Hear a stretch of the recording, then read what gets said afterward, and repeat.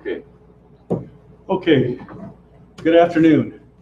My name is Brian Lance, here for the Schiller Institute for this meeting. This is Saturday, the 22nd of April.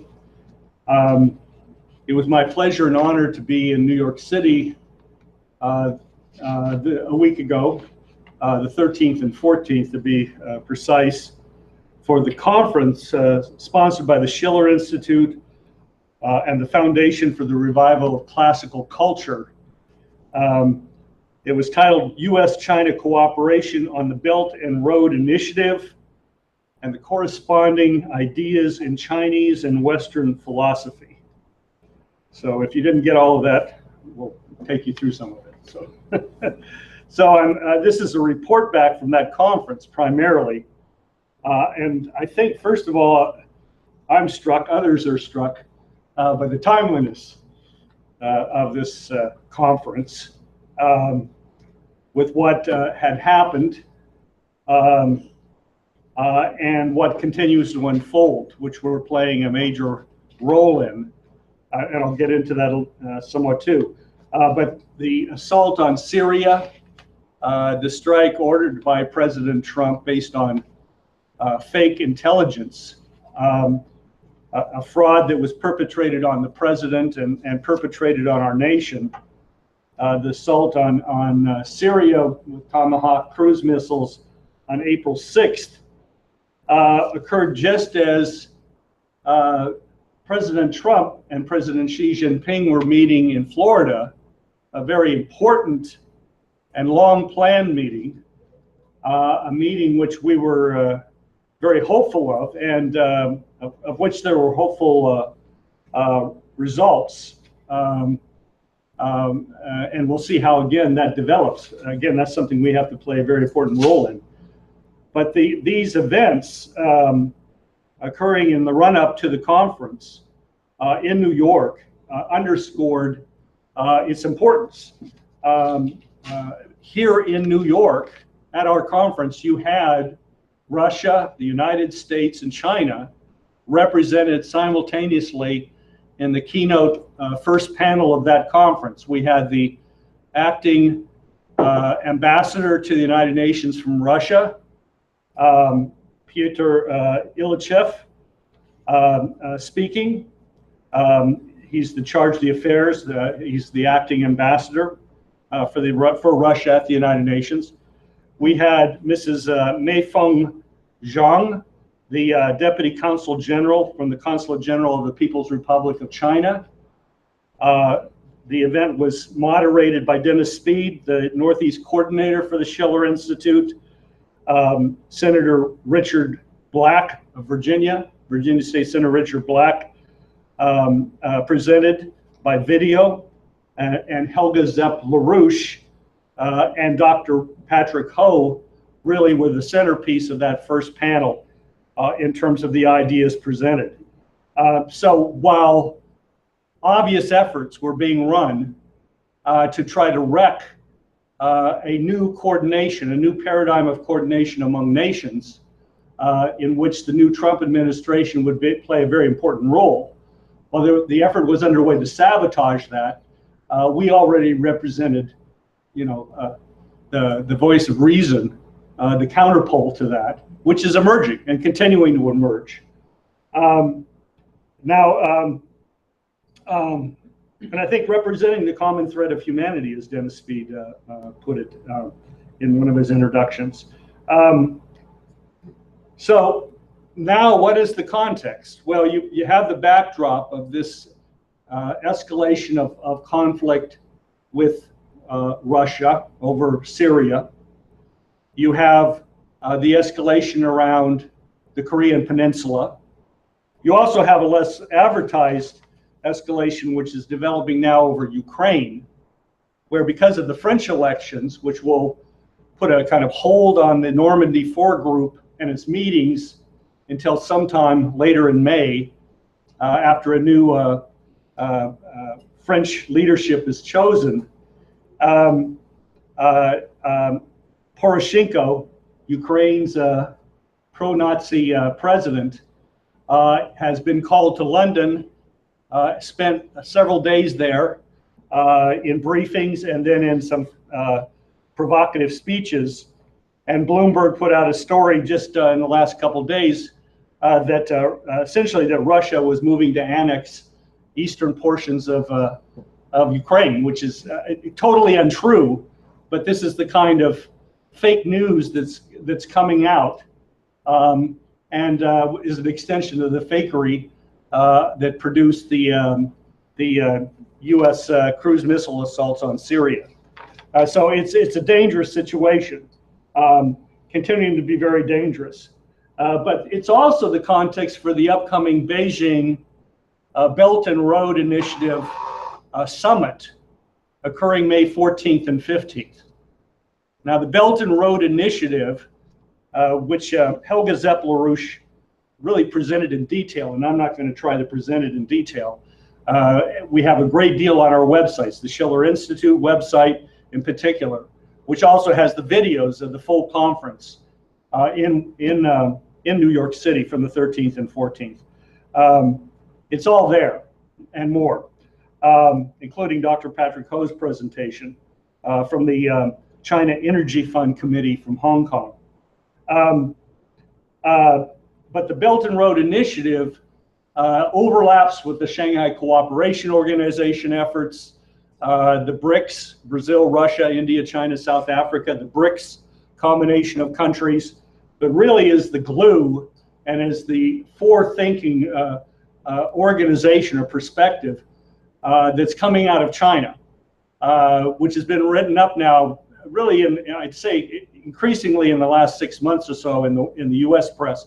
Fortune magazine, Wall Street Journal, Forbes are covering it. The average American doesn't get much on it except through our efforts, our extensive efforts. But the Belt and Road Initiative is already a commitment of several $1 trillion into ports, high-speed rail, power facilities, nuclear, hydroelectric, railroad projects in Africa, Kenya, Ethiopia, Nigeria, South Africa. The largest railroad boom in Africa's history is going on right now.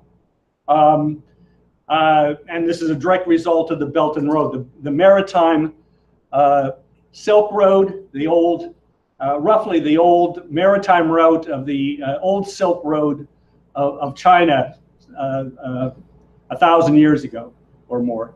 And the what they now call the Belt, which is, they used to sort of refer to it as the One Belt, but now there's so many roads involved, they just refer to it as the Belt. But for example, there's 39 routes now. It was 29, now it's 39 routes from China, from various cities in China, overland to Western Europe. The most recent that was talked about in the speeches at the event in New York was the route into London. You know, under the channel, through the channel, and into London. These long trains of goods going one way and then returning and going the other, but also into Madrid, to Paris, on and on and on. The port cities, Rotterdam, and so forth. 39 routes, all told, are up and operating on a regular basis, weekly or more often than weekly. And that's only a portion of what's connecting into Western Europe. And then you have the overland routes being built out. The China-Pakistan economic corridor, over $45 billion has already been spent. It's produced 700,000 jobs in Pakistan. It's running from north to south and linking China through Pakistan to ports on the Indian Ocean, and linking Pakistan both north-south, but then eventually east-west, all the way into the Middle East and really into northern Africa. So this is 12 times. I've heard different estimates, but this is a rough estimate. 12 times already as large as the U.S. Marshall Plan at the end of World War II. Major U.S. corporate involvement is underway. General Electric in Pakistan is providing turbines, that kind of thing. Caterpillar is touting the Belt and Road as a major impetus for not only their own company, they have several production facilities now in China, but also for American companies more broadly. So this is occurring, right under our noses, so to speak. And Xi Jinping offered to President Trump at Mar-a-Lago, invited the United States to participate, to join, to collaborate in the Belt and Road Initiative, which already is extending itself, by the way, into South America in terms of major rail projects, dam projects, and so forth. All of this is being done on the basis of an entirely new approach relative to what we've understood, as the frankly predatory system of economics that's taken over, dominated over the course of the last 4 or 5 decades in the West, but is based on mutual trust, mutual consultation, mutual benefit. All of these agreements are reached on a state-to-state level. And one of the speakers actually in the second panel of the conference, Mr. Kazi, who's the consular with the permanent mission of Bangladesh to the United Nations, spelled out how they are participating and gaining in the collaboration of the Belt and Road Initiative, as a equal partner in this process. So this meeting in Beijing, the 14th and 15th, already committed our 28 heads of state. 110 nations are participating with delegations, significant delegations, think tanks, or other organizations and so forth. Trump is invited, President Trump, the United States is invited otherwise, and this is something that President Trump needs to be at. In fact, to head off, among other things, the danger of war that we're facing, but also as part of reversing the coup d'etat underway, as represented by the strike on Syria, the coup d'etat inside the US presidency. To reverse that presidency, President Trump has more to gain, or certainly as much to gain, as the other parties, in a three-way meeting between himself, President Putin, who will be there, President Xi, and that offer is on the table. This would completely redefine politics in the world as we've known it up to this point. So out of the deliberations of this conference, I think most, in terms of the spear point of the deliberations of this 2-day conference, really is the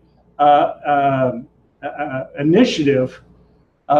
You want to use military terms virtually, your assault on the British Empire that we've launched in terms of ideas, in terms of exposés, in terms of also opening up a whole history to a more receptive audience here in the United States, but also around the world, as to the nature of the British Empire.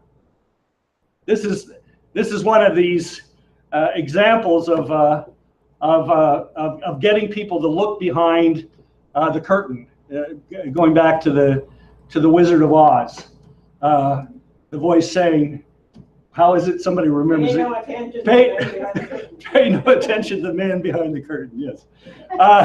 This is it. I mean, you track the entire assault on President Trump, who's not a perfect human specimen, right? That's, well, anyway, I won't get into what he may think about himself, but he may not be a perfect specimen. But this new presidency is it's a jolt. It's a jolt to the whole system. It's a breakout moment. It is a rejection of globalization. And Americans are seeking for something better, not only Americans, but around the world, which is why the response from Russia and China in particular was so positive coming out of the elections in terms of calls into the presidency and so forth, but also for nations around the world.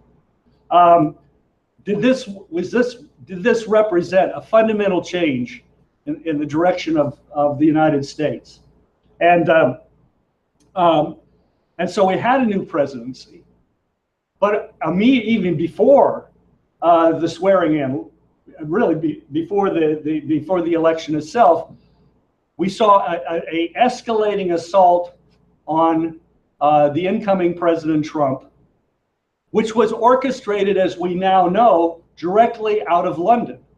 It was orchestrated from the GCHQ, General Communications Headquarters, the equivalent of the National Security Agency in the United States. In fact, they're like Siamese twins, conjoined Siamese twins, in terms of their operations under the so-called Five Eyes organization, as it's loosely called, which also includes Canada, New Zealand, and Australia in terms of a general sharing of communications, intelligence of all forms, and manpower, and it doesn't just occur automatically by throwing switches. It's also, it's a collaboration, and in this case, it was clearly a collaboration to bring down Trump, even before his inauguration, with these scare stories of the Russia rigging the U.S. elections. Therefore, Trump was not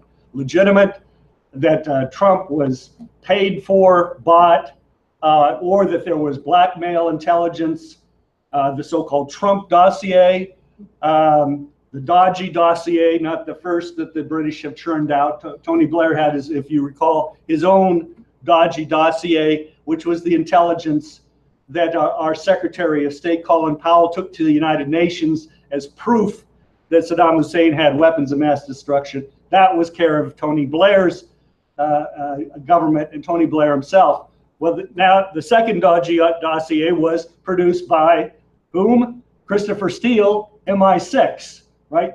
And under contract, first with Republican opposition research people that were trying to stop Trump. Then when Trump won the nomination, then the Clinton campaign picked that up.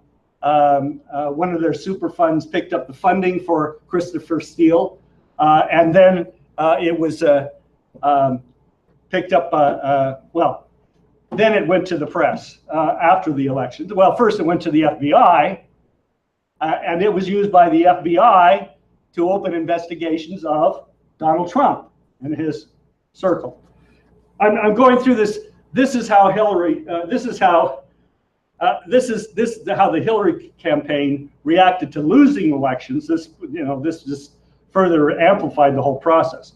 But Helga LaRouche began her speech by taking people through this ongoing coup d'etat, and actually stated at the opening that she had actually proposed naming the conference "Whither the United States?" ? as what she thought was a more appropriate title to what's on the table, and right now continues to be on the table for all of us. So we began as part of this counterpunch against the British, because they're really totally exposed. I mean, the Syrian, I hate to dilate too much on these details, but the sarin gas business, the idea that the Syrian government, that al-Assad, the President al-Assad of Syria, bombed his own people when he's winning the war anyway, and he's under a microscope and so forth, and he had nothing to gain. Is just ridiculous. But that the Organization for the Prohibition of Chemical Weapons, the OPCW of the United Nations, immediately within 48 hours had an assessment of the gas, named it as sarin, that it had been a bombing attack by the Syrian Air Force, or maybe the Russian Air Force. And so forth. Well, had the OPCW, Organization for Prevention of Chemical, OPCW, had they even been on the ground? No, they haven't sent anyone into Syria. They haven't done any investigation on the ground.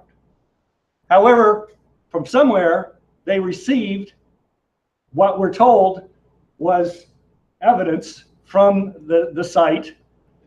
It's unknown who gave it to them, unknown what this sample was or what validity or proof there is that this is actually from the Idlib site. And as Russian Ambassador Lavrov pointed out, Foreign Minister Lavrov pointed out, it's an interesting coincidence that the two heads of the two divisions of the OPCW are Brits. They're British government, attachments deployed to the United Nations. And they're running the non-investigation that determined, with no public evidence presented, that the government had bombed their own people in Idlib. And therefore, with film footage provided by the White Helmets, film footage which boils down to 30 to 60 seconds of film footage, which MIT Professor Emeritus Ted Postel has shown in a series of assessments of that evidence, is completely fabricated, and the footage was not even taken in Idlib from the surroundings and so forth. That he determined this. Anyway, that's all available. That's available to anyone. So you can see here, if you step back, that the British hand, and secondly, you can see that they're totally frantic. They've gone way out on a limb, without any kind of cover story, really. They're just standing out there stark naked. There's not even a cover to pull back anymore. They're just out there, and so now, yeah. I'm sorry, I didn't mean that. But this is the point at which they can be brought down. So we want to show, we're begun a series of videos on the website. Helga Zepp-LaRouche and our team in Virginia have begun this. And the first one of this has also the advantage of a short excerpt from Helga Zepp-LaRouche's speech in New York on the 13th. So we'll go ahead and run this. For those watching this from the live stream, or from a replay of the live stream, we'll be putting up the links for this. They are available on the LaRouche PAC website, LaRouchePAC.com, but we will be putting up the links. You'll see it now, but it may be a little broken. We apologize for that. But we're going to go ahead and play them now here, and those watching from home, I hope you'll get the gist.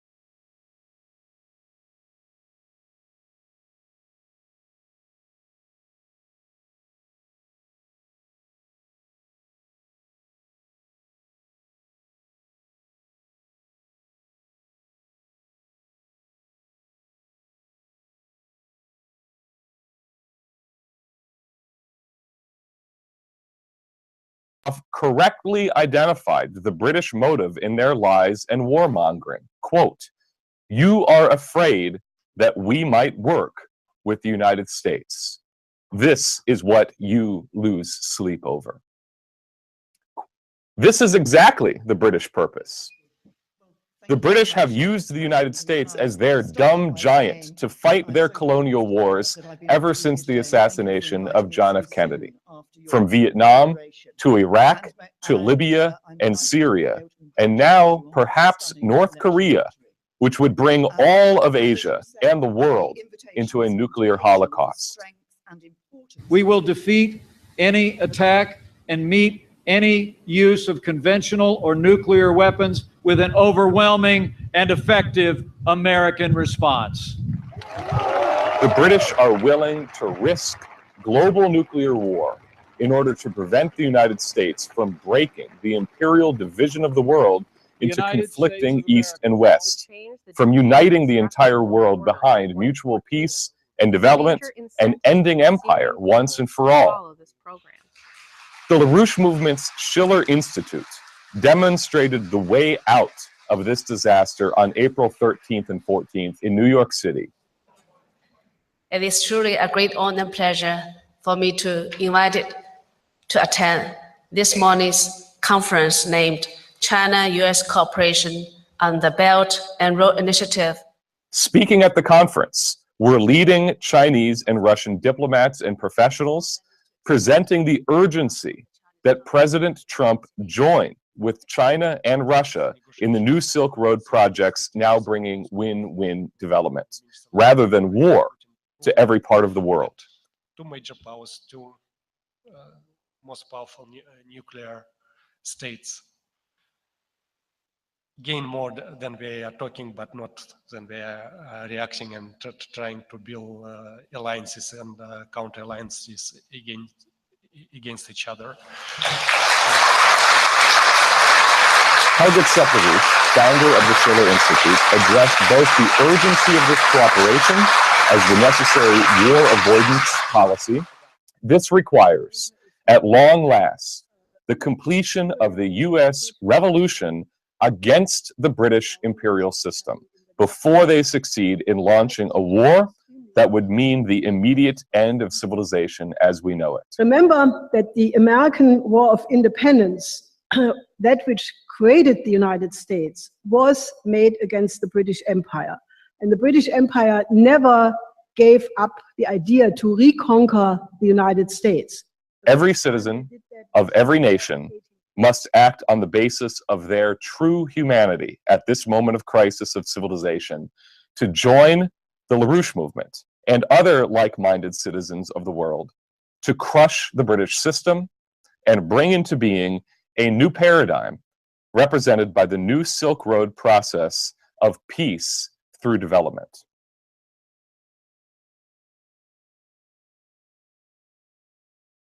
Are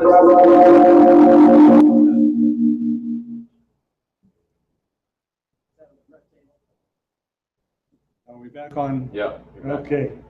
Let me just read from Pyotr Ilyichov's statement,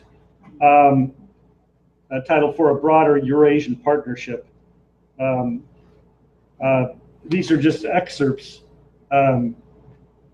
but he said to the conference, thank you, colleagues, for a very warm welcome. When he came into the event, rushing over from the UN Security Council session, he got a standing ovation.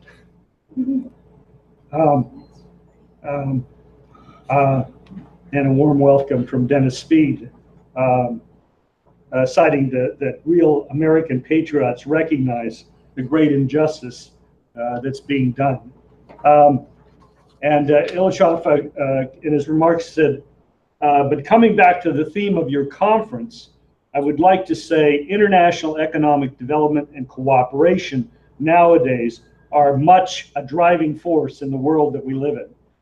It would be true to say that one of the main objectives of each country is to develop diverse economic, scientific, technological ties, not only between the individual countries, but also between the groups of countries and those ties. This cooperation should be based on principles of independence, equality, mutual respect for each other's interests. Each country has its own strategic project, and we are proud of the initiative that our Chinese colleagues put forward. They drive to revive the historic Silk Road and establishing two corridors, one on land and the other by sea, to connect Asia via Central Asia, via the Middle East into Europe. Indeed, this phenomenon of one belt, one road is a very promising project that will boost economic cooperation, but also will affect very positively the geostrategic situation in the region. And then Dennis asked him if he had any remarks speaking to the American people, since this, in part, this audience was a cross-section of Americans, and diplomats, of course, are largely confined to talking to fellow diplomats, government representatives, and so on.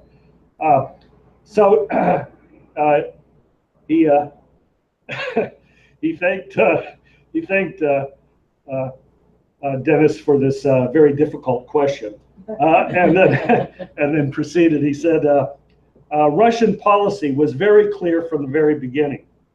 We don't want any special status in the world arena. We want equal treatment, fair treatment, not only for us, but for all other states. And if we can provide this fair treatment in all spheres, equal security, equal economic cooperation, equal exchanges between people, we are all going to gain a lot, instead of trying to build new walls, trying to build new divides, trying to build, rebuild, or strengthen those military alliances that exist. And I think just that I want to just cite those because I think it's important. I mean, this is what the British are scared of. This is what the empire is scared of. The breakdown of these divides that have existed, East-West in particular, for all of our lives, and actually longer. And so anyway, I was going to come back to that later. But let me also then turn to the remarks of Helga LaRouche. This, in concluding her speech, not entirely, but in concluding parts of her speech, she cited, she said, if you reflect, this is despite this whole situation, right? If you reflect how much mankind has progressed in the 10, 20,000 years that we know of human civilization, which is on the scale of universal history a very, very short time. You had first human infrastructure development by people settling at the rivers and the oceans. Then they started to build roads going inland. Then you had shipping. Then people started to build canals. The first ones in Europe promoting this idea was Charlemagne. And a gigantic jump in human development with the development of the railway system. And she continues, so now just think about the incredible upward development of the last 10,000 years, and then think what we can do or be doing 10,000 years from now. And I think that's really a striking way, to step back and rethink, not dismissing the current battles that have to be won, but to put that in this broader context, to know the future in that sense. Just continuing to give you some highlights from the conference. Let me turn to the Deputy Consul General Zhang Mifang, and just again her remarks. You saw her briefly on the screen. A very poised and intelligent representative there in New York. Here's just from her remarks, just a couple. I pulled these out. China has become the world's second largest economy thanks to our 38 years of reform and opening up to the outside world. Remember that began with Nixon's visit to China. Last year, the Chinese economy was stable and very healthy. Even Bloomberg is citing this in the last few days. By the end of this year, we're expecting to have a steady growth of about 6.5%. So the speed of China's economic growth has transitioned from high to medium high, is expected to, within the next 5 years, China will import 8 trillion worth of goods with over 750 billion of overseas investment, while outbound tourism is estimated to reach 700 million. And a little later on, she continues, talking about Sino-US relations. Let me spend some minutes. China and the United States are the world's largest developing country, and the world's most developing country. So the relationship between the world's largest country and the world's most developed country is perhaps the most important and most dynamic relationship in the world. At present, China is the United States' largest trading partner. The trade volume is more than 210 times as large as it was 38 years ago. 210 times. In another sense, the total bilateral trade between China and the United States in 2016 reached almost 109 billion, as against almost less than 2 billion in the early 1980s, shortly after China established diplomatic relations with the United States.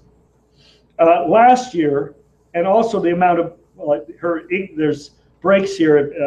She's reading from a text, and you know, her English is a second language, so bear with me here. Last year, and also the amount of bilateral investment between our two countries reached more than over 170 billion. Besides, I want to mention in particular, between our two countries, China has more than 300,000 students who pursue advanced studies in the United States. That's current at this moment. I double checked that. It was such a staggering figure. 300,000 Chinese students are in the United States pursuing advanced studies right now as we're speaking here, as against less than 10,000 traveling across our two countries in 1 year. But I'm sorry, she's shifting subjects, but it's anyway. You get the idea. Now at 10,000 back in the 1980s, say. Now she says in 1 year, but right now we have almost 10,000 people traveling across the two sides of the Pacific between the U.S. and China every day. 10,000. Yes. Every 17 minutes. There is a flight flying across the Trans-Pacific between China. Back and forth. Back and forth, right? Wow. According to the statistics, results from the U.S. side, bilateral trade and investment between China and the United States have created over 2.6 million job openings for the United States. The number of Chinese tourists traveling to the United States reached 2.59 million last year, 2016, creating over 30 billion of tourism revenue for the United States. It just kind of gives you a, you know, another window on the U.S.-China relationship, and I think it actually causes one to think again about what the rupture of U.S.-China relationships could actually mean in a devastating economic fashion as well. Now she's the Deputy Consul General, and the role of Consul Generals is to promote business. So hers is a fact-based presentation. I think really the context, particularly for the second panel of the conference, which was experts, science and technology experts, many with a great deal of experience in railroads projects and so forth, was really set by Jason, and it harks back to Helga's remarks that I quoted earlier about the development of transportation and how man had developed, you know, from coastal cities inland, and the development of canals and rail and so forth. Jason Ross, speaking on behalf of our science publications, 21st Century Science and Technology, opened the second panel. And what he emphasized, he developed a very useful pedagogy. It'll remind you of our classes here on LaRouche, So You Wish to Know All About Economics. But he framed it in his own way, and I think he took it further. He spoke of the payoffs, the way this is normally thought of in terms of a Adam Smith British free trade model, in terms of immediate payoffs. If something's going to be built, well, what's the payoff? What's in it for me? And today, if you think about roads or something, they talk about building toll roads. They're talking about building more toll roads here in Houston. It was in the paper this morning. You know, the idea is, oh, well, you can get some guys to fork up the money, build the road, and then they'll get the revenue stream off that project.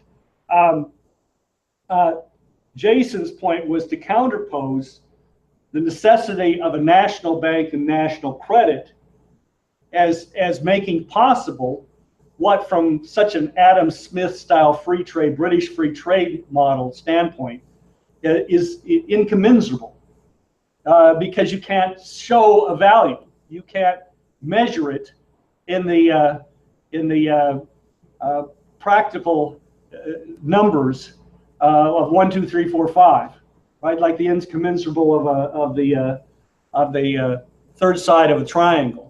Of a right triangle, the hypotenuse, that fundamental scientific and technological progress and breakthroughs and investments based on those are obviously long-term, and therefore they have to be measured in an entirely different way. And he emphasized that measurement of that platform, of developing new platforms for the U.S. economy, requires a different mechanism. And therefore, the United States now requires Glass-Steagall, national credit, and so forth. And both he and Ben Denniston, who closed out the panel, really they were kind of bookends on the panel, stressed that this process is a process that man has been undergoing since essentially he set foot on Earth, that we've been creating a series of artificial platforms. This is not new. Man requires an artificial environment to exist. Again and again, these revolutions in energy, in technologies, and so forth, is the very circumstances under which man, like any other animal, can be fruitful and multiply, and expanded at a ever increasing rate. Now, I just wanted to say that briefly. I mean, it's also what drives man's extraterrestrial imperative of space exploration, and why that's so critical. To just kind of then set the context for Professor Nee Lei's presentation. Again, you can see her presentation on the Schiller Institute website. She's the dean of the School of Traffic at Beijing Jiaotong University. Now, Jiaotong means transportation. This is an entire university, 20, 25,000 students devoted to transportation. And she's one of the top experts on transportation in all of China, not just an academic. Her university has, I just looked it up just to get a little idea. At last report, at least in English, they have 29 research institutes and research centers, 39 laboratories. They have the most advanced transportation system simulation laboratory probably in the world, because it's the best in China, and China has the best in the world. So at this point, but just a few things from her remarks. So, I mean, it was really gracious of her to participate in her conference. Just in terms of background, we often talk about high-speed rail, but what she emphasized was the context in which high-speed rail came into being was just part of a policy from the government top down to create a completely comprehensive, modern transportation system for China.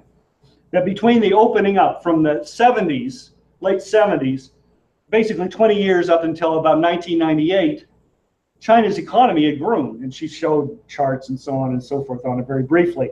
But primarily in terms of transportation, that was in roads and airlines, air transport. Well, you had this enormously expanding economy, but everything, including steel, coal, crude oil, and so forth, had to move, by air or by land.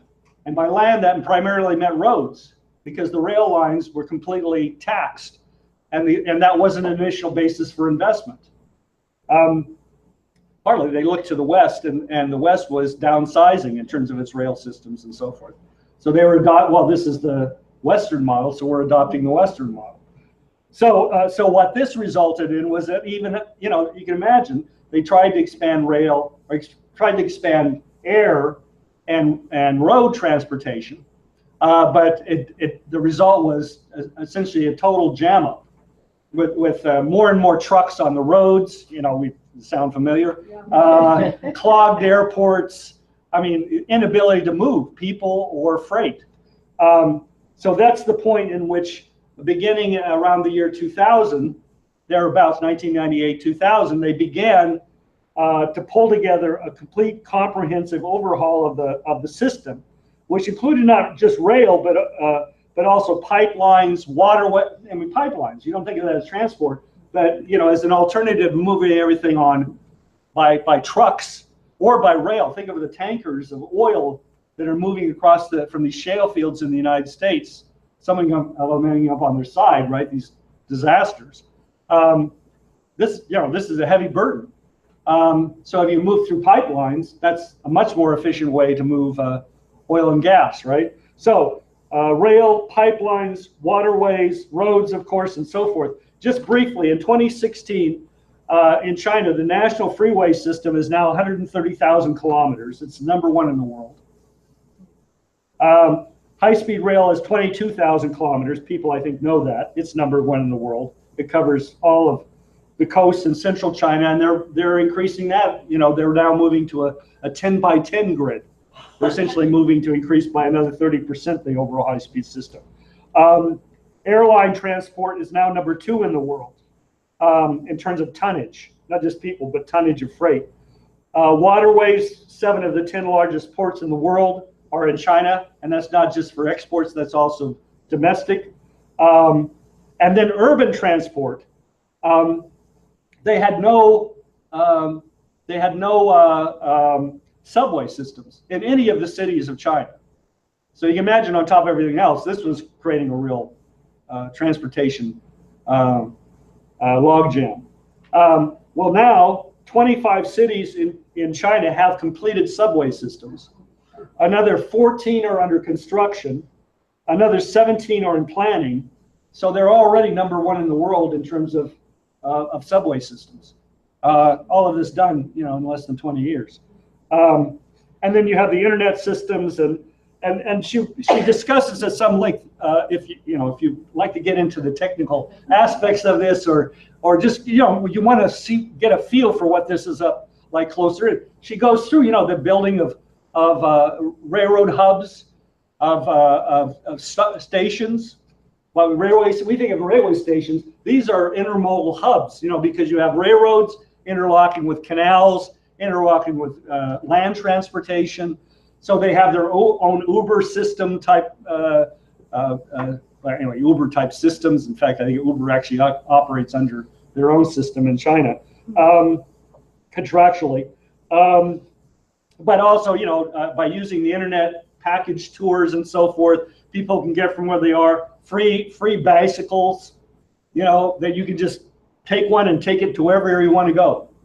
When it gets down to the last couple of miles or something, that's an option too. So the interconnectivity of these systems, rail to waterways to air transportation to land transportation and so forth, subway systems and so on, this is all part of this building out system organized vertically. Like Edmund's been talking about for 40 years. Yeah. Yeah.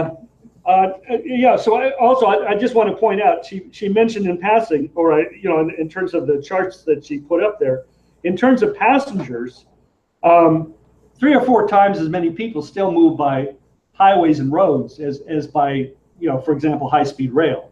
It's not like everybody just moves high-speed rail.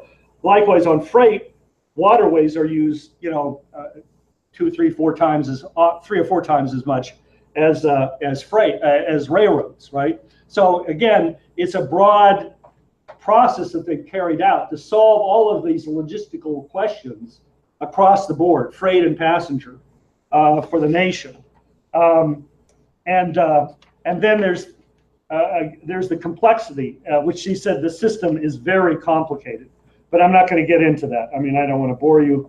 And she also goes through the individual lines, these high-speed rail lines, how long they are, the conditions under which they travel. There's systems that are built to withstand 40-hour mile-an-hour winds and maintain, 300-kilometer-an-hour speeds. There's systems that operate below 40 degrees, minus 40 degrees, right, that operate year-round. I mean, you're talking about building a system 3,000 miles, 2,000, 3,000 miles long. You're going to be going through all kinds of geography, all kinds of weather conditions, and so forth over the course, particularly of a year, right? So to do this, particularly with high-speed rail, which is even far more demanding than what we think of in terms of the, the iron road of old-fashioned railroads, it's extraordinarily involved. So she was presenting all this in a very summary fashion. I think I just think that's very useful. Hal Cooper, our old friend, our good friend, Dr. Hal Cooper presented. I mean, he's an expert on the Bering Straits, but also on the World Land Bridge, on rail transport corridors and so on. And it's there. It's short and succinct, and it's there. I just wanted to mention a bit about Robert Triffin's presentation. Again, I'm trying to bring out kind of the economic side of this, but also, you can be thinking in your own mind in terms of how this applies or could apply into the United States. Robert Triffin, his is a rather dry presentation. I was frankly a little put off by it at first. He's the vice president for in government relations and trade for the Eurasia Center. And his presentation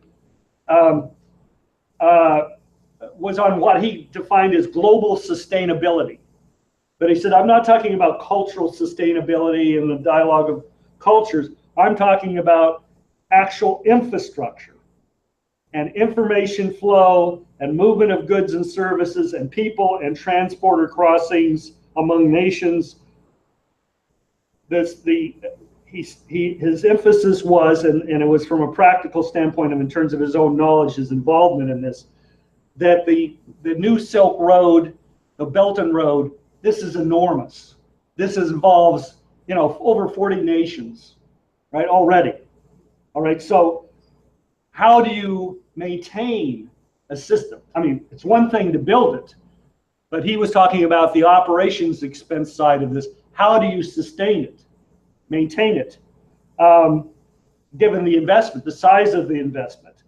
How do you ensure the reliability of the networks, that those networks are sustained over time? And I think the key term that I came away from this was with the term, multi-generational. I mean, that's not a new term, but to think of what is required to maintain this enormous process, right, of development of area and infrastructure and so forth, requires what he called succession planning. Yes? What is the Eurasia Center? It's a relatively small 30, 40, that's my guesstimate, person group. It's based in Washington, D.C., and they consult on the Silk Road. They consult on large infrastructure projects, but particularly Eurasian projects. It's American. It's American-based. Yeah, yeah.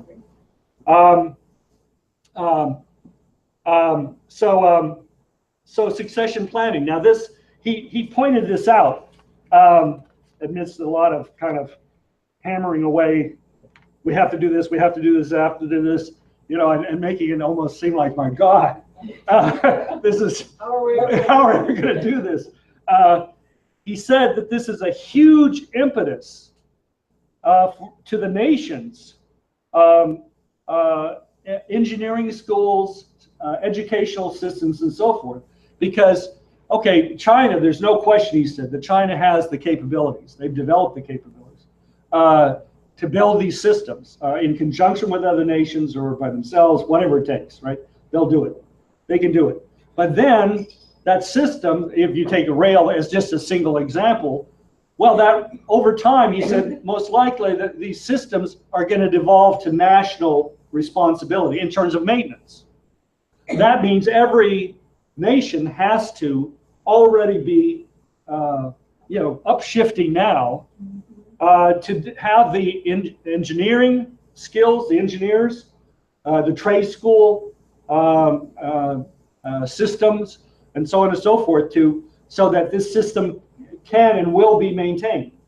The first 5 years, it's not a big problem, but after that, these systems decay, or at least there's increasing inefficiencies. There's wear and tear, and so there has to be increasing supervision, inspections. There has to be decisions made.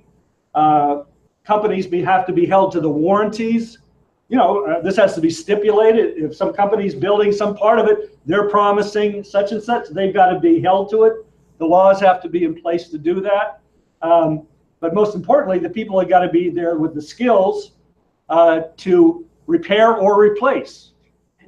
And improve. Good point. Yeah, he made that point. Maglev is an example. Even now, as we're building out these systems, portions of the systems will probably be built with diesel because a totally electric system is not there. It's not there in terms of power source in certain areas and so forth, right? So in some areas you have diesel, while others you have all electric, right? And others you have high speed electric. But then you fold in maglev, and he was saying this is an example. This is coming, and there's reasons to do it, and that's going to have to be phased in. So the question of improving these systems as well. He was drawing a lot of examples from rail, but he was also saying this in terms of communications, from the simple basis of a common language across all of these systems because of all the interface among countries, or something like a common language or a set of common languages, right? To the maintenance of the communication systems, whether it's via GPS or some equivalent. The Shanghai Eurasian Development Group has their equivalent of GPS, the Shanghai Cooperation Organization, I believe it is, has their GPS equivalent. China's developing its GPS equivalent. It's already been launched. It's up. It's being expanded. So, I mean, these things have to be decided. It can't be willy-nilly. He didn't use the term, but obviously redundancy is also key. And that's part of it. I mean, 39 routes between China and Europe. I mean, if you've got a problem on one line, you shift to another line, right? And that's obviously going to be key elsewhere as we build out the Belt and Road.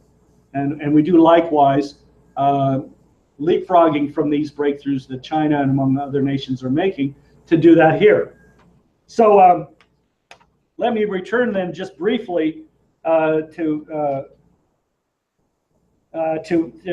just a couple of remarks from Helga. The second day of the conference, which was the dialogue part of the conference. I'm not going to really touch on Mike Billington's presentation. I'm certainly not going to get into Dr. Ho's presentation on the second day. That's available on our website, and Dr. Ho has spoken very eloquently at prior events as well that we've featured. In the final day, Helga's speech was a major intervention and specifically on the dialogue of cultures. She drew the parallel between Confucius and Friedrich Schiller, after which the Schiller Institute is named. And I just want to draw on that a bit here. She said, for Confucius, this development, obviously I'm jumping in here in the middle, this development of the individual up to the highest ideal of the intellectual, moral, and aesthetically educated person, the Shunzu, the noble was the precondition for a well-structured state. When the personality is well educated, only then the home is administered. When the home is administered, then the state can be ordered. This is Confucius. When the state is ordered, only then can we have world peace. Once humanity is in order, thus will also heaven and earth and the whole procession of nature come to order. All disruptions of the course of nature are but the result of disorder among men and the faulty development of character in the ruler. This is Confucius 2,500 years ago. And continuing, Helga Zepp LaRouche says, exactly in the same way, Friedrich Schiller drew the conclusion, and of course this is now only 200 years ago or thereabouts, 250 years ago. Schiller drew the conclusion from the failure of the French Revolution caused by the Jacobin terror, the guillotining and mob rule, that a great historical moment had found a little people where the objective potential for transformation, as exemplified by the American Revolution, existed, but the subjective moral precondition was missing. Quote, this is quoting Friedrich Schiller, from now on, any improvement in the political realm can only happen through the ennoblement of the individual. End of quote. This is Helga again. Also to him, this is the precondition for the well-being of the state. In the fourth aesthetical letter, he says, every individual man, one can say, carries by predisposition a purely ideal man within himself to agree with those whose immutable unity in all his alterations is the great task of his existence. This pure man, who gives himself to be recognized more or less distinctly in every subject, is represented through the state. That is the state in the sense of the government created under the Constitution. And then she quotes them both as regarding the ability to see the future. And I'll just read this. The path to the highest truth leads to clearly recognizing the future. This is, again, Confucius. Who seeketh truth chooses the good and stays with it.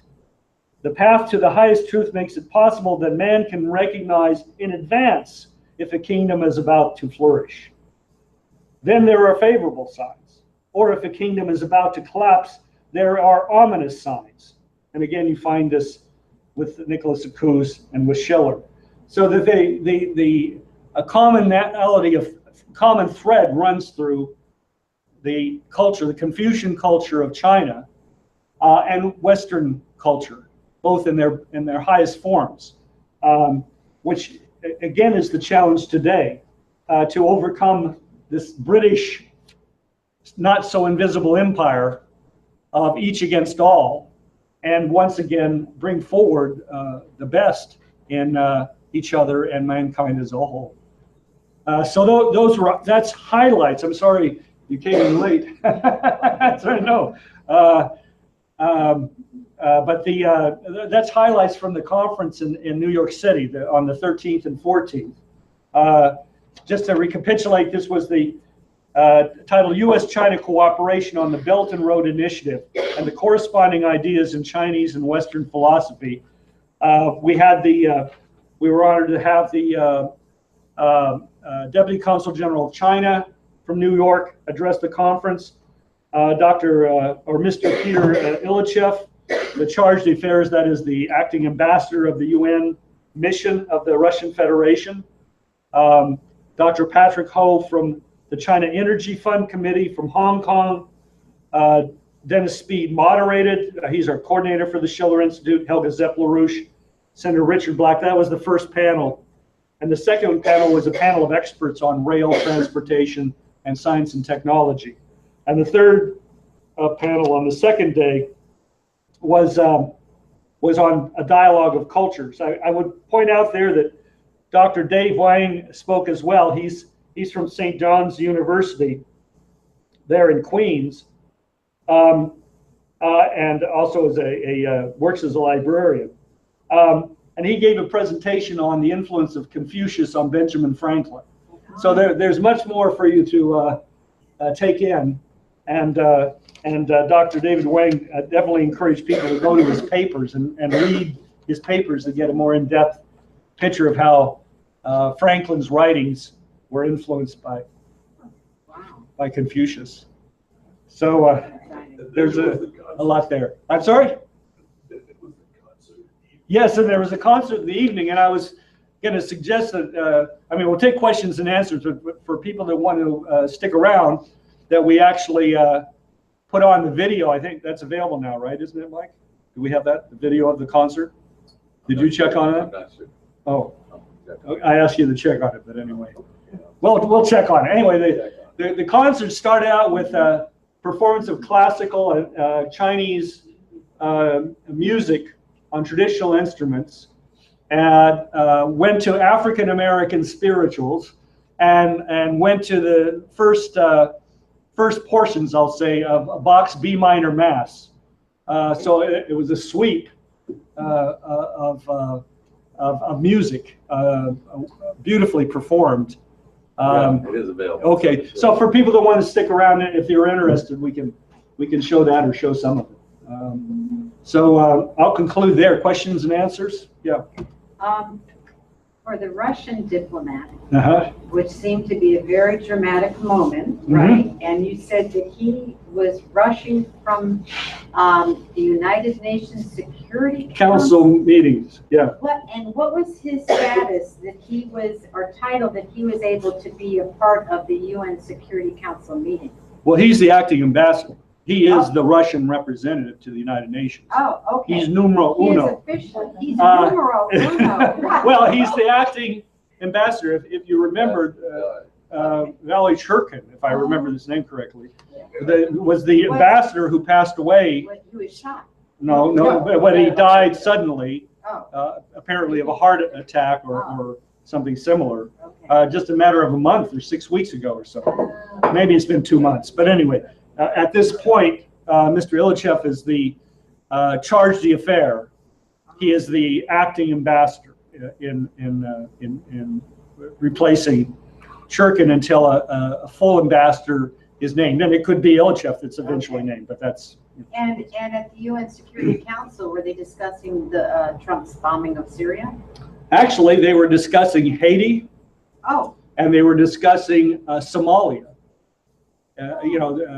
So you can think of in terms of they were discussing, crisis-torn areas. I mean, there's no government in Somalia at this moment.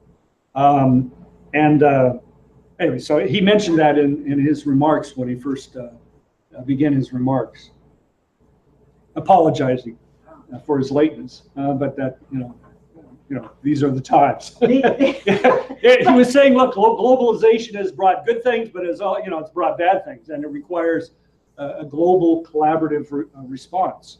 And so he kind of then framed his remarks going forward from that standpoint. What an honor to have him there at this conference. Yeah, look, this is it's a message. It's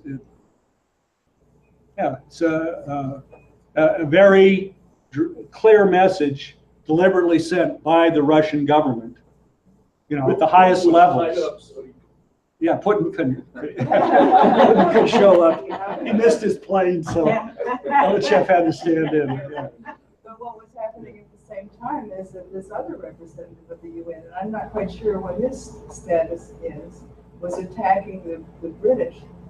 Yeah, that was a few days earlier, and that was the envoy, Yeah, he's another, yes. Yes, I mentioned it earlier, and it was mentioned in the video. Yeah.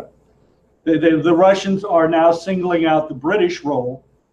The envoy who was there at the UN Security Council meeting, you know, in Ilchev's stead. I don't know how they divide up, you know, the duties, but was the envoy just said to the British representative who had just lied through his teeth on Syria and attacking Russia as basically a party to gassing, you know, people on the ground. He said, "Look at me when I'm speaking." You know, he just singled the British representative out and proceeded to denounce him, not just him, but the British government, saying that, as you know, I'm paraphrasing, what keeps you up at night is that Russia and America, the United States, might work together. That's what they fear. So yes, the British are directly zeroing in on what it is, who it is that's attempting to divide here. The Russians.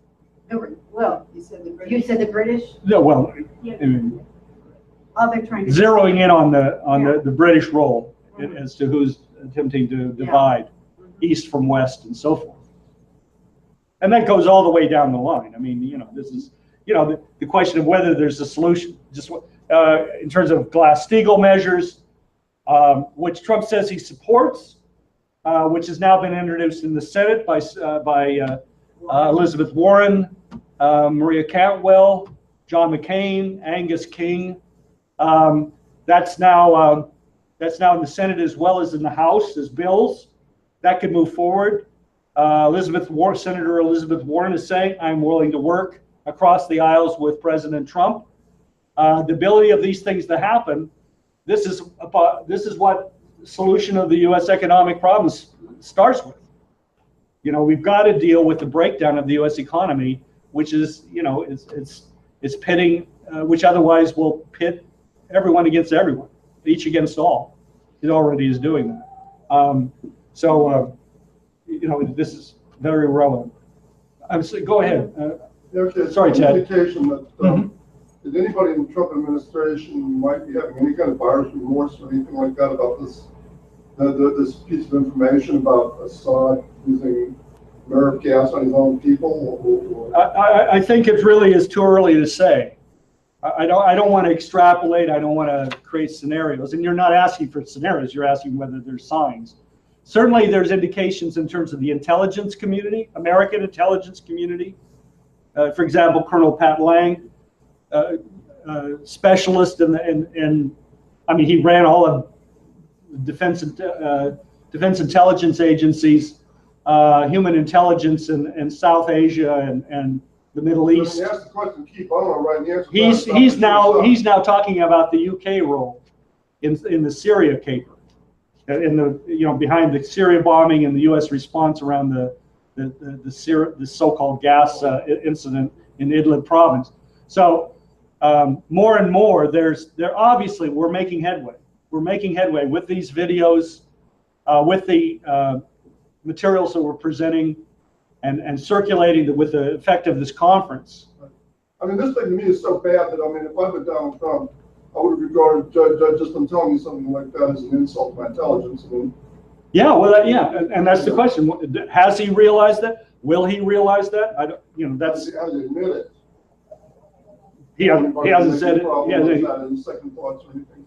The more important, I think, at this moment, or what I can say to kind of take it out of the just purely speculative, is that on Korea, there clearly seems to be something going on where with China, Trump administration is working with China to try to find some way out of this box that they're putting themselves in, that the neocons are trying to box the Trump administration into, maybe a better way of putting it, with the help of China.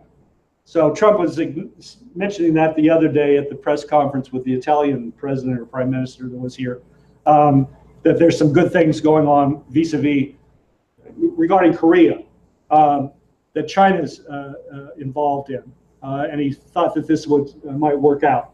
Anyway, so it's not fixed. It's a dynamic. It really is up to us.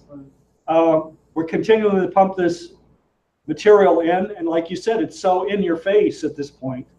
We went through the background of this earlier in terms of what's been spelled out in terms of the British role in cooking up the series of crises. Yeah, I was just going to say, Helga and Lyndon LaRouche both emphasized it's got to be taken out of the idea that it's some internal U.S. matter, because it's not. That the idea this is the British Empire attempting a coup against the U.S. presidency. Just a whole list of things. I mean, But the idea is to take these 1- and 2-minute videos, and people can go on the website and sign up to get these things. How many of those are there? We have 3 so far, and he has to put them out one every day during the weekdays, Monday through Friday, and then get them out on social media and have it go viral. So because a lot of Americans are trying to figure out. I mean, I talked to a guy the other day who didn't really know much, and he just had met us at a tax office, but he said, I thought there was something sinister about this whole attack on Syria. It didn't make sense to me, that the Syrian government would attack their own people. So I thought there was something else going on, but I never thought about this. Who did you say it was? I said, the British Empire. And so there's a lot of that questioning going on. So if we get out, see, it's less in Trump's hands right now, frankly, than it is in ours to get out this question of the British Empire. Because if you do that and take it out of all this little internal kind of idea, and it gives him some freedom to move on the actual enemy of the country.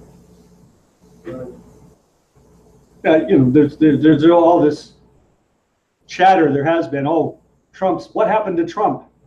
He's totally reversed himself. He's now for regime change. This is the deep state. This is it's like they're talking about blobs when we can talk very precisely about who is responsible and who is. Not blobs, blips. Yeah, blips. British liberal imperialists. Blips, yes. Yep. Yeah. Well, I was just going to say, this morning, Trump's statement, to the country, I guess it's every Saturday morning, is that right? Yes, the weekly address. Yeah, it was on his trip to Wisconsin to the Snap-on Tools and the discussion of future of the productivity of the country. Mm-hmm. So I thought that's interesting because, we have to see ourselves, we're taking leadership and we're giving direction in this situation. And, we've got to recruit more and more people into actually understanding that. Mm-hmm. Yep. So, they have to do the same. What's that? That they have to do the same. Yeah. And so that people are more, their idea is just wait and see what's going to happen. Spectator sport.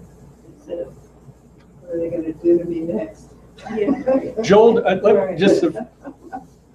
let me just ask Joel first. Joel is here today, and he was at the conference as well, our resident engineer and scientist. Joel, did you have any, anything that you thought would be important to add? This wasn't directly in the 2-day conference, but the next day we had just a regular briefing with Megan. Actually went through the whole fusion program. The status of fusion, what it means for Is that what's posted on the website right now? Yes. It's number 10. Presentation. Mm-hmm. Okay, great. Yeah. So there were 10 presentations? No, we've been having a series of presentations, like our economics series here. Yeah. They've been doing that in the New York, New Jersey office on Saturday afternoon. So number 10 was Megan on fusion, the fusion research program. Fusion energy and fusion rocket engines. Russ? Yeah, I was just going to say, Trump, I think what he has to find out, or he's finding out, he's the head of his corporation, all that kind of stuff. People are going to tell him the truth, because if they don't, they're out the damn door. And in government, people don't necessarily, the truth is not what they're after. They're after some little thing they're trying to do behind the scenes and work with somebody else and whatever. You got to find that out and maybe get rid of some people. Mm-hmm. And another thing, early in the presentation, you said something about real building new rail systems in Africa. Yes. Are we finally going to have a transcontinental railroad in Africa? Well, yes, that's actually, yeah. I mean, I'm only hesitating because, I mean, it's not being built yet, but the railroad that's being built out of Kenya, inland from Kenya into the Lakes region, from there branches, and the intention, as stated by the African countries involved, as well as the Chinese that are collaborating with the Chinese companies, rail companies and so on, is that is going to go across Africa. Yeah, because mine is The broad, Yeah, the broad from Kenya up here into the Great Lakes region, and then branching north and then across to Dakar. Well, where's the? Well, that's the Djibouti is from here to the capital of Ethiopia, Addis Ababa. That rail has opened. And that's going to be a branch, though. That's a starting point, isn't Well, it? that's also a starting point, but the main one that they're talking about in terms of the system and across the country is what they're now building out of Kenya into the Great Lakes region in the north, maybe linking up with the Addis Ababa, but then coming across. Can you point to the Great Lakes? I'm not the railroad engineer, you know what I'm saying? Yeah. What? The Great Lakes. The Great Lakes is these Great Lakes in here. This is Kenya, Uganda, Rwanda, Burundi. Great, you know, that's this. I mean, you can refer to this whole area as the Great Lakes. So, Brian, just to clarify, the other Ethiopia's done that section. Yes, but electrified. First Kenya is electrified not. railroad connecting two countries in Africa. Okay. Yes. By the Chinese. Yes. Okay. And will be turned over to the Ethiopians. But Kenya is not done yet. No, That but that's branch. being built. It's being currently built. Okay. It's underway. And we had some figures on what it meant in terms of the mobilization of the population in, where am I thinking, where I read it? Because of that rail line. I don't, But if you're asking for numbers, I don't have it on my tip of something my tongue. like, you know, 600,000 people to be brought into employment and scientific and engineering work. Oh, it's, what region is that you speak of? Kenya or? This morning, it was in the briefing. What country? Well, I mean, just for East example, you know, in Africa. Pakistan, the building of the China-Pakistan economic corridor has already generated 700,000 jobs. So I'm just, I mean, these, and those aren't temporary throwaway jobs. So, I was to say, I remember when I was at the '84 July 4th conference. That was a long time ago. Yeah, yeah. The guy made a presentation about the problem of starvation in Africa. Well, it's the railroad. You have no transcontinental railroad, because that's the old culture over there. They don't want the next guy to be able to bathe them by rail. The same thing as Russia started their rail system. It was the British that actually ran the railroads from the mines to the ports. Yeah. They didn't want to connect. Like when Russia started their rail system decades ago, they built it to a different gauge than the adjoining countries, so they could not invade them by rail. Right. Whether it's still having this thing a different gauge or not. I don't know. Yeah, yeah. Well, that's one of the things they're working out on these systems. I mean, we've developed technologies where trains can actually change gauges. You know, they just slow down and they can adjust the gauge of the train to the track. I mean, there's different ways of solving these problems, but also just agreeing upon certain gauges for freight and passenger. I mean, that obviously that helps. The railroads now being built in Kenya, for example, and so on, they're being built out as standard gauge. So as opposed to earlier systems that were the old colonial gauges and all kinds of things. I mean, there's an attempt to standardize in terms of these projects in Africa as well. But yeah, no, these projects have, you know, it's not rocket science, right? That obviously you need rail, including the United States needs a modern rail system. You know, our system is shrunk and virtually now is used entirely for moving coal, you know, and similar, and plastics and so forth. And, you know, and there's no capacity to move large numbers of people. It's completely utilized. But, you know, again, this is what Jason had been talking about in terms of the incommensurable. You know, if you look at it from an immediate payback standpoint, well, there's no money to be made in building out a transcontinental railroad anywhere. You know, that has to be done on a different basis in which the return is measured in terms of, you know, the savings of labor times, the improvement of lives, the betterment of the conditions of your population now and in future generations. You know, you can't put a dollar sign on that in some simple way. That's what makes it incommensurable with, you know, with the dollars and cents decisions of normal financial institutions. So that's where the role of government comes in.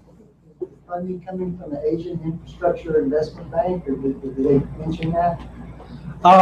Well, yeah, you have these. You have a window into it. Obviously, you have this development of a new financial architecture that's developed out in the Asian world in particular, but China and the BRICS and the Shanghai Cooperation Organization and the Eurasian Economic Union and so forth. That includes Russia and the STAN countries and so forth. There's the Asian Infrastructure Bank. Some of it's coming from that. So far, not a huge amount because that's still gearing up. They're still in the range of hundreds of millions of dollars, you know, in terms of projects. There's the Silk Road Fund that's totally funded by the Chinese. You know, I don't know how it's exactly structured, but it's partly the government, but it's also banks, Chinese banks and so forth. That's 40 billion plus. As far as I know, the largest, and then there's the BRICS Bank, the new development bank. But so far as I know, the largest, and I think I've seen that fairly recently, still the largest funding is directly coming from Chinese banks. Chinese banks, in conjunction with Chinese companies, in conjunction with other nations, and in conjunction with their companies, are forming consortia, and the Chinese banks are stepping in with the financing based on the agreements actually reached, you know, contractual agreements.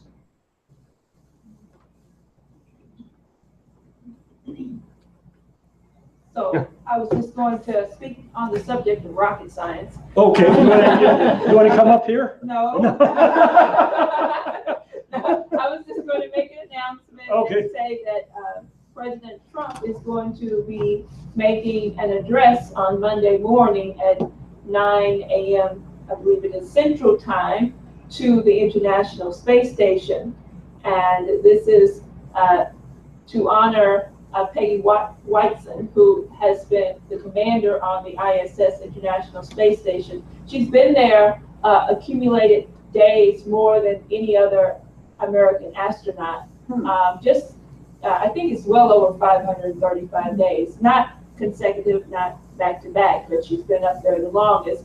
She's one of the first female commanders on the International Space Station. So President Trump is going to be honoring her and giving an address to the International Space Station. And we just had another launch by American for his first time, Jack Fisher, who had just joined a Russian compatriot, veteran Russian cosmonaut, going to the mission 5051, going to the International Space Station. So this is very Soyuz, right? On the Soyuz, on the Russian launch system. So this is, but they just like, we're still hitchhiking, but you know, we got the cooperation with the United States and Russia going on.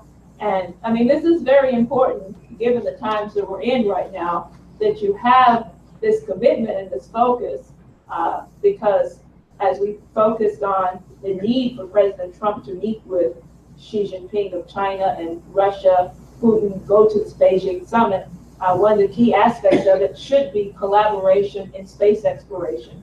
Because if you want humanity to come together on a common interest and a common accord, space exploration is key. So what we're going to do here for those who are early risers is on Monday morning, we'll have coffee and watch the speech here. It's supposed to be about 20 minutes or so in the morning.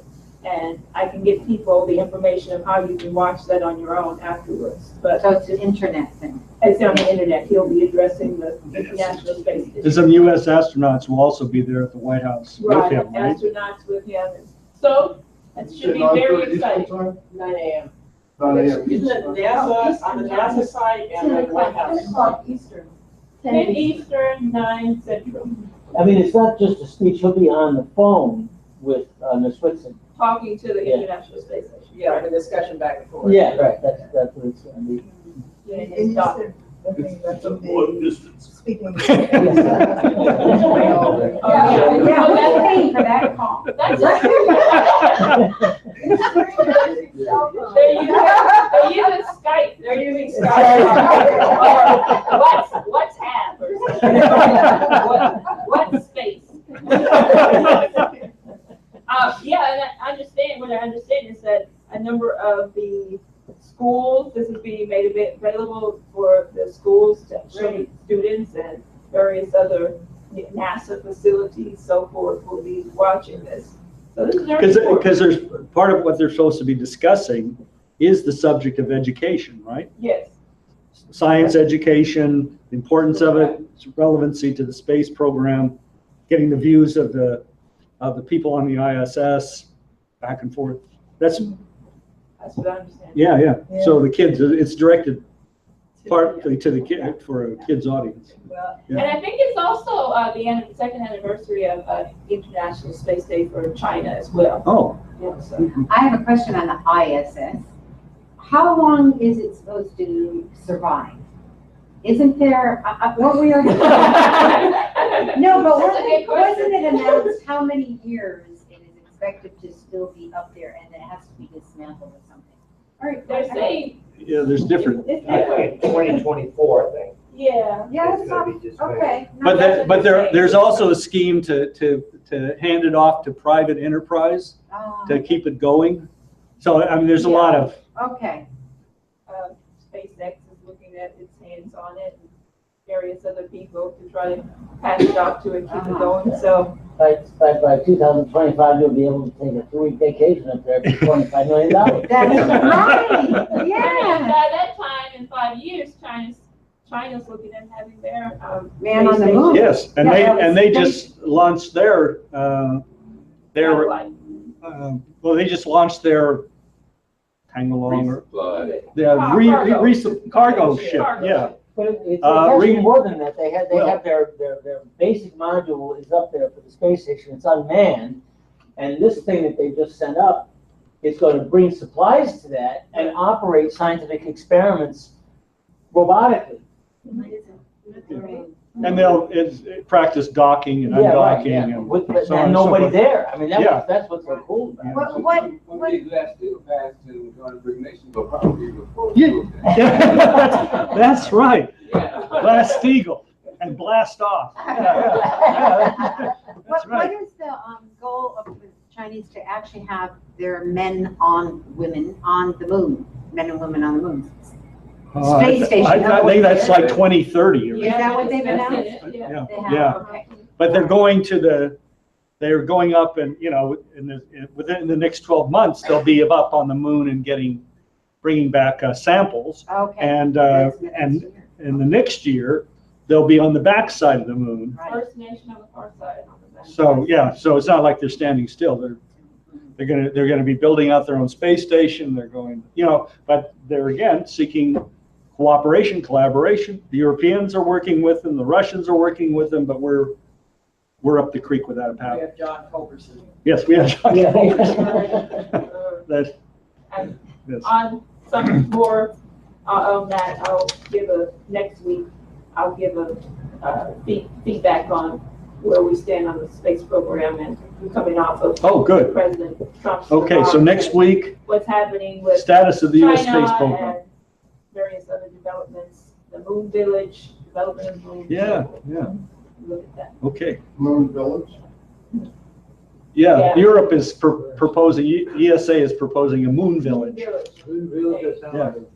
They're serious about it. Building a moon village. All right, why don't we end the show for today? Thank you for